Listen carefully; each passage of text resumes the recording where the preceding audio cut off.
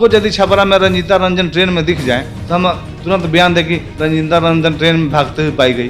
अब रंजीता रंजन अकेले नहीं जा सकती है, पप्पू यादव की पत्नी है तो जा सकती है। एम्बुलेंस चल रहा है तो कहीं खड़ा नहीं हो सकता है, लेकिन हम देख के वीडियो बनाने लगे कि रंजीता रंजन फरार पाए ट्रेन से भागते हुए जा रही है। इसका कोई मतलब हुआ? इधर लोग तुरंत वीडियो में देखने लगेंगे कि भाई क्या हुआ, कैसे हुआ। देखिए, बिहार की सरकार बिहार की जनता की सरकार है, और बिहार की जनता जब तक चाहेगी तब तक बिहार में भारतीय जनता पार्टी एनडीए की सरकार रहेगी। ऐसे लोग शिक्षक बन जा रहे हैं, तो क्या इस प्रक्रिया में बदलाव की ज़रूरत है? क्या इसकी समीक्षा की जानी चाहिए? आपका सवाल वाजिब है, लेकिन यह एक विधायक स्तर का नहीं है, यह सरकार का निर्णय है और सरकार इस पर विचार कर रही है। और देखिए, नमस्कार, मैं सुभाष। आप सभी का स्वागत है हमारे चैनल कॉमन डिस्पैच पर। आज हमारे साथ जुड़ रहे हैं अमनौर से भाजपा के लोकप्रिय विधायक कृष्ण कुमार मंटू, जो युवाओं के बीच काफ़ी लोकप्रिय हैं। आज हम इनसे कई मुद्दों पर बात करेंगे। सबसे पहले हम स्वागत करते हैं विधायक जी का हमारे चैनल पर। सुभाष जी, आपको और आपके चैनल को और पूरे साथियों को मेरा नमस्कार, और सारे हमारे क्षेत्रवासियों को मेरा नमस्कार। एक संक्षेप में परिचय देना चाहूँगा।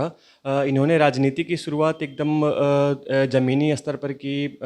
विधायक बनने से पहले मुखिया रहे, पैक्स के अध्यक्ष रहे, और अभी मतलब दूसरी बार विधायक बने हैं। तो आप मतलब दर्शकों को क्या कहना चाहेंगे? कई सारे ऐसे युवा साथी देख रहे होंगे जिनकी आकांक्षा होगी राजनीति में, मतलब दिलचस्पी लेते होंगे, कुछ करना चाहते होंगे, तो इनके लिए आप क्या संदेश देंगे? देखिए, राजनीति में सेवा सबसे पहली भावना होनी चाहिए, और राजनीति नए लोगों को आना चाहिए। हम सबका स्वागत करते हैं, क्योंकि सभी युवा जो बोलते हैं कि राजनीति खराब है, अच्छे लोग नहीं हैं, पढ़ लिख कर लोग डॉक्टर बनना चाहते हैं, इंजीनियर बनना चाहते हैं, आईएएस बनना चाहते हैं, आईपीएस बनना चाहते हैं, लेकिन कोई पढ़ लिख कर नेता नहीं बनना चाहता है। हम सबसे आग्रह करेंगे कि कोई एम्बिशन बनावे कि हमको नेता बनना है, हमको राजनीति करना है, हमको जनता की सेवा करना है, देश की सेवा करना है, पंचायत की सेवा करना है, राज्य की सेवा करना है, और हमको पढ़ लिख कर नेता बनना है। यह जब टारगेट जब तक लोग नहीं बनाएंगे पाएंगे, तब तक हमारे युवा राजनीति में नहीं आ पाएंगे। अब जब तक अच्छे लोग नहीं आ पाएंगे, तब तक राजनीति से जो हम सोचते हैं कि अच्छा सुधार लोग आवे, अच्छा कार्य रहे, तो उसमें कमी होती रहेगी, और दूर से देखकर हम हल्ला करते रहेंगे सुधार हो, सुधार हो। जब तक आप आगे नहीं आएंगे तब तक सुधार नहीं होगा, और आपको आगे आना होगा। हमारे नौजवान साथियों को, युवाओं को राजनीति में आगे आना होगा। अभी पंचायती राज के चुनाव हो रहा है, छोटे स्तर पर ही, जरूर नहीं कि एक बार बड़ा स्तर पर ही आए, छोटे स्तर पर ही समाज सेवा में आना चाहिए। अनुभव और परिश्रम का कोई मोल नहीं है, और कभी व्यर्थ नहीं जाता है। बिहार की राजनीति में अभी घमासान मचा हुआ है। आज कांग्रेस का पटना में विरोध प्रदर्शन था। कल परसों राजद का कार्यक्रम है। इसके बीच में विपक्ष के नेता लगातार दावा कर रहे हैं कि यह जो सरकार है, नीतीश कुमार की यह जो सरकार चल रही है, यह बीच में कभी भी गिर सकती है। चिराग पासवान भी लगातार इस पे बोल रहे हैं। इस पर क्या कहना चाहेंगे आप? देखिए, बिहार की सरकार बिहार की जनता की सरकार है, और बिहार की जनता जब तक चाहेगी तब तक बिहार में भारतीय जनता पार्टी एनडीए की सरकार रहेगी। और उन लोगों का मंसूबा तो पहले ही फेल हो चुका है। जो शपथ ग्रहण की तैयारी कर रहे थे, वो तो जनता ने उनको विपक्ष में बैठा दिया, और विपक्ष के दायित्वों का सही मूल्य में सही नीति निर्धारण कर उसका पालन करें, यह उनके लिए जरूरी है। और जिस जिम्मेवारी पर उन्होंने जनता ने दिया है, उस सरकार के ख्वाब नहीं देखें, और जो जनता ने उनको जिम्मेवारी विपक्ष में दिया है, उसकी सकारात्मक भूमिका निभाएं। सरकार के कार्यों को, क्रियाकलापों को सहयोग करें, या उनके गलत कामों का विरोध करें, और जनता के बीच अपनी पहचान बनाएं। यह सरकार चलने वाली है, कहीं रुकने वाली नहीं है। और बिहार में एनडीए की सरकार, देश में भारतीय जनता पार्टी की सरकार देश को आज आगे ले जा रही है, बिहार को आगे ले जा रही है, इसमें कहीं कोई दुमत नहीं है। अभी मंत्रिमंडल का जो विस्तार हुआ, केंद्रीय मंत्रिमंडल का, इसको लेके विवाद सामने आ रहा है। जदयू से आरसीपी सिंह को मंत्री बनाया गया है, तो इस पे ललन सिंह भी अपना असंतोष जाहिर कर चुके हैं। नीतीश कुमार ने आरसीपी सिंह को बधाई नहीं दी।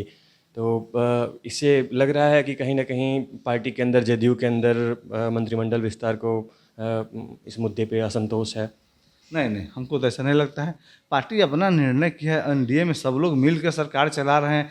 एनडीए की सरकार है, जदयू भाजपा सभी, हम वीआईपी सभी लोग मिलकर सरकार चला रहे हैं, और सब लोग साथ हैं। यह कोई दुर्भावना नहीं है। जो इस सब मीडिया में बातें आती रहती है, जाती रहती है और चलते रहता है, कोई ना कोई मुद्दा तो आएगा ही। अब कोई मुद्दा नहीं है तो लोग उसको हवा दे रहे हैं कि ऐसी कोई मुद्दा नहीं है। जहाँ तक हम जानते हैं कि सब लोग मिलकर बिहार को, राज्य को आगे ले जाना चाहते हैं। और मंत्रिमंडल पद कोई मायने नहीं है कितना संख्या किनको मिला। भारतीय जनता पार्टी ने एक इतिहास कायम किया है कि सभी सहयोगी साथियों को, जबकि भारतीय जनता पार्टी के पास बहुमत से ज़्यादा सांसद की संख्या है, लेकिन सबका साथ सबका विकास जो नरेंद्र मोदी का सपना है उसको साकार कर रहे हैं और सबको हिस्सेदारी दे रहे हैं। यह उनका बड़प्पन है कि सभी समाज के लोगों को, सभी वर्ग के लोगों को मंत्रिमंडल में उन्होंने स्थान दिया है। यह देश के इतिहास में बहुत बड़ा कार्य हुआ है। अब अगला सवाल हमारा है जो एकदम जनता से जुड़ा हुआ है। देश में पहली बार हुआ है पेट्रोल डीजल है 100 को पार कर गया है। बिहार में भी पेट्रोल पटना में 100 पार कर चुका है और मतलब हाल फिलहाल में इसमें कमी आने की भी कोई गुंजाइश नहीं है। पेट्रोलियम मंत्री धर्मेंद्र प्रधान थे जब उन्होंने साफ इससे मनाही कर दिया था कि कम नहीं कर सकते। तो इस पे मतलब क्या कहेंगे, किसे जनता प्रभावित हो रही है? आपके पास भी क्षेत्र के लोग कुछ शिकायतें करते होंगे इसके बारे में। नहीं, हम लोग के क्षेत्र के बारे में, हम लोग क्षेत्र में विकास का जो हम लोग का काम है, एक विधायक के रूप में हम लोग अपनी जिम्मेदारी को पूर्णतः निभाते हैं। रोड, सड़क, पानी, बिजली, जो भी मूलभूत सुविधाएं हैं, आज हमने टारगेट किया है स्कूल को। हम पहले जब विधायक बने 2010 में, हमारा आधा से ज़्यादा क्षेत्र बिजली से पर नहीं था, लेकिन हम इस मन से जरूर धन्यवाद देंगे चाहेंगे माननीय मुख्यमंत्री नीतीश कुमार को, अपने सांसद को राजीव प्रताप रूडी, जिन्होंने पावर ग्रिड लगवा दी हम लोग के यहाँ। 300 करोड़ का पावर ग्रिड लगा, जहाँ से हम लोग बिजली के लिए तरसते थे। सारण के लोग, अमनौर के लोग, आज छपरा से, अमनौर से बिजली छपरा, सिवान, गोपालगंज, बेतिया, लौरिया, बगहा तक जा रही है। ये हमारी सरकार की उपलब्धि है, हम लोग की उपलब्धि है। और जहाँ हजारों सैकड़ों गांव, मतलब गांव छोड़ दीजिए, बाजार पर बिजली नहीं था। रेपुरा, गरखा, कटसा, भेल्दी, सोनहो, मुख्य मुख्य जो चौराहा है वहाँ बिजली नहीं था।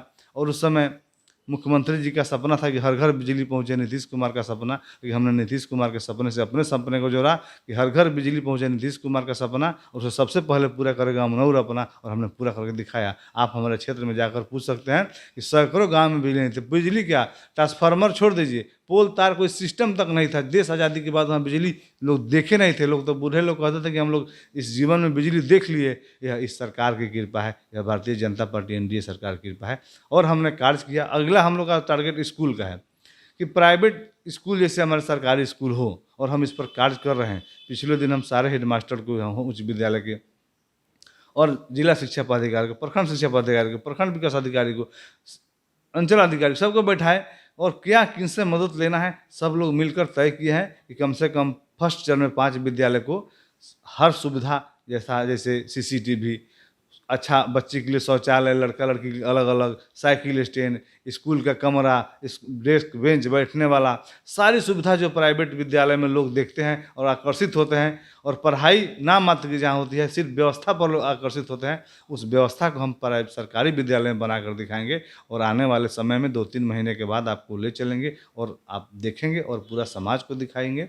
यह मेरा टारगेट है कि अस्पताल और शिक्षा, 2 चीज़ों पर हम लोग का फोकस है। और आने वाले 2-3 सालों में हम लोग उसको जरूर पूरा करने का काम करेंगे। और एक नया विद्यालय, कोविड के बाद जब हमारे बच्चे स्कूल आएंगे, अभिभावक आएंगे, तो उनको एक सुंदर विद्यालय, सुरक्षित विद्यालय दिखाई देगा। बुनियादी संरचनाएं जो स्कूल की हैं, जैसे शौचालय हो गया, पानी की व्यवस्था होगी, ये सब महत्वपूर्ण है, इससे इनकार नहीं किया जा सकता। पर जो शिक्षक हैं, योग्य शिक्षकों का होना भी उतना ही आवश्यक है स्कूल में, मतलब सही से बच्चों को पढ़ाई मिले इसके लिए। पर यहाँ बिहार में जिस तरीके से शिक्षक का नियोजन हो रहा है, इसके ऊपर इसकी खूब आलोचनाएँ होती रही हैं। तमाम देश के शिक्षाविद जो हैं यहाँ के नियोजन के तरीके को मतलब उसकी आलोचना किए हैं कि इसमें कहीं न कहीं योग्य न हो के जो मतलब नहीं है पढ़ाने लायक, ऐसे बहुत सारे उदाहरण भी सामने आए हैं। ऐसे लोग शिक्षक बन जा रहे हैं। तो क्या इस प्रक्रिया में बदलाव की ज़रूरत है? क्या इसकी समीक्षा की जानी चाहिए? एक आपका सवाल वाजिब है, लेकिन यह एक विधायक स्तर का नहीं है, यह सरकार का निर्णय है और सरकार इस पर विचार कर रही है। और देखिए, शिक्षक में अभाव हो सकता है, इस बात से हम इनकार नहीं कर सकते हैं, लेकिन बच्चे में टैलेंट बिहार में बहुत है और बच्चे अपने टैलेंट के दम पर बिहार का नाम देश और दुनिया में रोशन कर रहे हैं। अब देखिए, जितनी प्रतियोगिताएं, परीक्षाएं होती है, बिहार के हमारे छात्र बच्चे आगे रहते हैं। सरकार तो स्टूडेंट क्रेडिट कार्ड दे रही है, उसको लोन नहीं, उसको पैसे दे रही है कि पढ़ लिख जाए। अभी टैबलेट देने का बात हो रहा है। बच्चे स्कूल में एक साइकिल योजना, पोशाक योजना, आप क्या समझते हैं पोशाक योजना को? सिर्फ पैसा समझते हैं? नहीं, यह पैसा नहीं है, यह एक मान सम्मान भी सरकार ने दिया है कि जो बच्चे बच्चियाँ गरीबी के अभाव में, पैसे के अभाव में, फट्टा ड्रेस के चलते स्कूल नहीं जा पाती थी, उनमें जो हीन भावना आती थी, उसको मोरल को ऊंचा करने का भारतीय जनता पार्टी एनडीए सरकार ने काम किया है। और ये सबसे बड़ी उपलब्धि है कि आज जहाँ छात्र के अनुपात में छात्राएं ज़्यादा विद्यालय जा रही है, यह उपलब्धि है और यह उपलब्धि को आगे बढ़ाना है। और शिक्षा या क्या किसी चीज़ में, हर चीज़ में सुधार की संभावना कभी बंद नहीं होती है, हमेशा सुधार की आवश्यकता होती है और बिहार को और बेहतर बनाने की आगे ले जाना है। लेकिन पहले से बिहार बेहतर हुआ है, इसे भी कोई इनकार नहीं कर सकता है। जहाँ पहले सरकारी विद्यालय गांव में जब दिखता था, लोग सबसे खराब बिल्डिंग को लोग सरकारी विद्यालय कहता था, आज सारा विद्यालय सबसे सुंदर विद्यालय दिखाई देता है, बिल्डिंग स्कूल दिखता है। धीरे धीरे सारे बदलाव होने हैं और उसकी प्रक्रिया चल रही है। आप देखिए आने वाले दिनों में हम आपको अपने क्षेत्र का बात करते हैं तो हम अमनोर में आपको 5 से 10 विद्यालय दिखाएंगे कि जहां आप उम्मीद नहीं कर सकते हैं कि किस तरह विद्यालय में बदलाव हो सकता है। अभी बिहार में नीतीश कुमार के कुछ इनकी महत्वाकांक्षाई योजनाएं और कानून रहे, जैसे इनका नल जल योजना है। तो नल जल योजना में गड़बड़ियों की खूब सारी शिकायतें आती है और इसमें मतलब जिस उद्देश्य को लेके ये शुरू किया गया, इसमें उद्देश्य था कि पानी की बर्बादी मतलब इससे रोकेंगे। पर ग्रामीण क्षेत्रों में देखा जाए तो पानी की बर्बादी रुकने के बजाय बढ़ी ही है इसके कारण।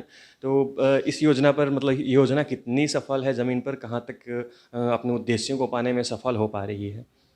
देखिए योजना कितनी सफल है कितनी असफल है ये तो जनता बता पाएगी और जनता के लिए सारी योजनाएं बनाई जाती है। जो भी योजना सरकार बनाती है जनता की सुविधा के लिए कि हम लोग गांव के क्षेत्र से आते हैं, आप महसूस किए होंगे कि लोग कल का नट खोल लेते थे कि लोग पानी मेरे घर पर नहीं पिए, गरीब मेरे घर पर पानी नहीं लेने आवे, उसके बाल्टी छीन लेते थे, उनके साथ मारपीट करते थे, उनके साथ अभद्र व्यवहार करते थे, बहुत सारी घटनाएं होती थी। आज हर घर नल जल से यदि कुछ भी लोगों को 50% भी योजना सफल है तो एक सरकार की उपलब्धि है और एनडीए सरकार की उपलब्धि है।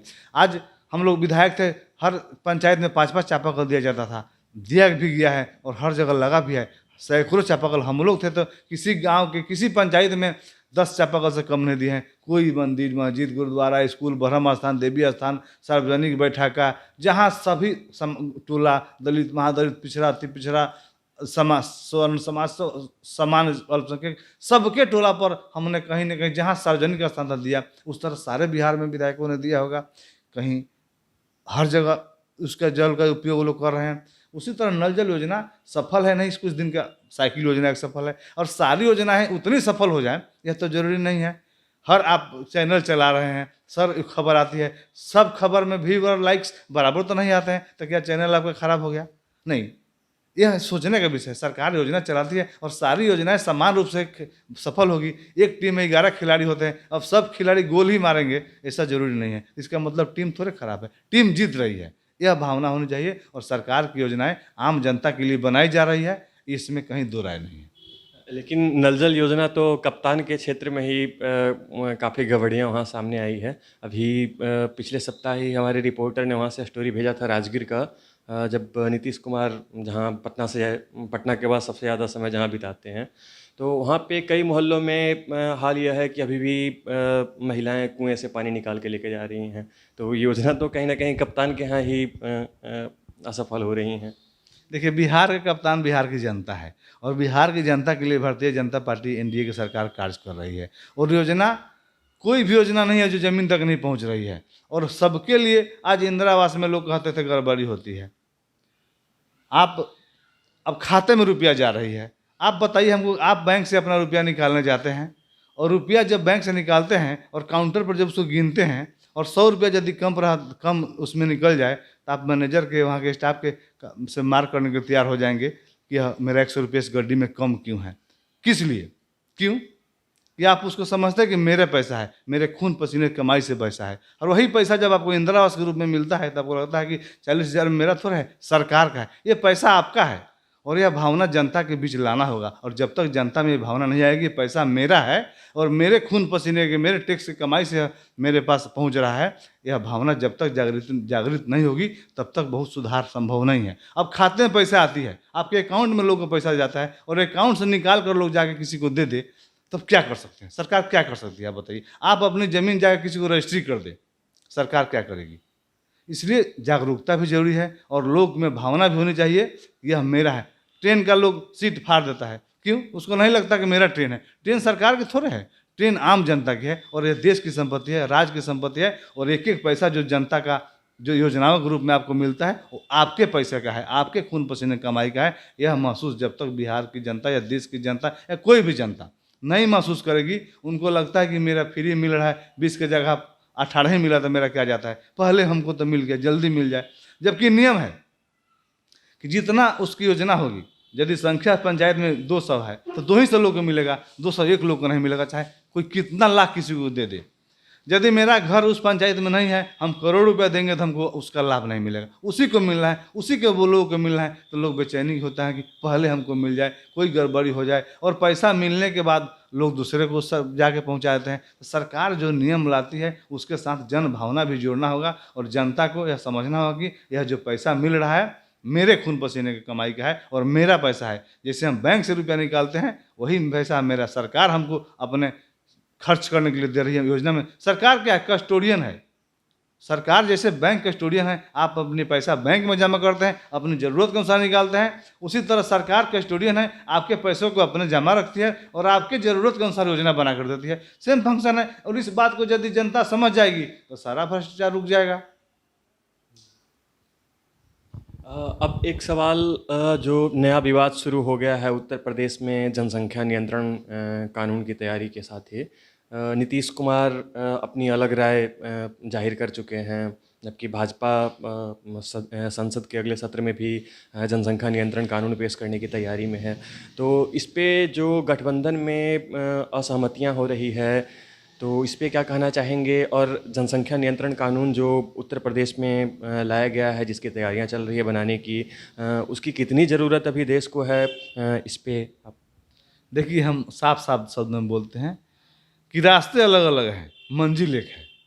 दोनों आदमी चाहते हैं कि जनसंख्या नियंत्रण हो और जनसंख्या नियंत्रण जरूरी है। अब जिस तरह सहमति बने उस तरह बने, लेकिन जरूरी है और ये दोनों आदमी चाहते हैं। आप दोनों के बात से मिला सकते हैं कि मंजिल एक है, रास्ते अलग अलग हैं, इसमें कोई किसी से अलग नहीं है, सबकी भावना एक है। जनसंख्या नियंत्रण होना चाहिए। सीमित संसाधन हमारे देश में है, हमारे राज्य में है, और उस संसाधन का लाभ सब लोग तक पहुँचे, समान रूप से पहुँचे, इसके लिए जनसंख्या नियंत्रण जरूरी है। नीतीश कुमार तो मतलब जनसंख्या नियंत्रण के लिए कानून बनाने की ज़रूरत से ही मतलब इसकी ज़रूरत को ही उन्होंने खारिज कर दिया था।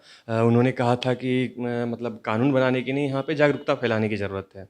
एक ही बात हुई ना। हम तो वही बोल रहे हैं आपको कि दोनों आदमी का मंजिल एक है, रास्ता अलग अलग है। वो भी चाहते हैं जनसंख्या नियंत्रण हो और सब वहाँ भी यूपी में हो रहा है जनसंख्या नियंत्रण। यहाँ जागरूकता का अंत में जागरूकता कानून दोनों जरूरत है।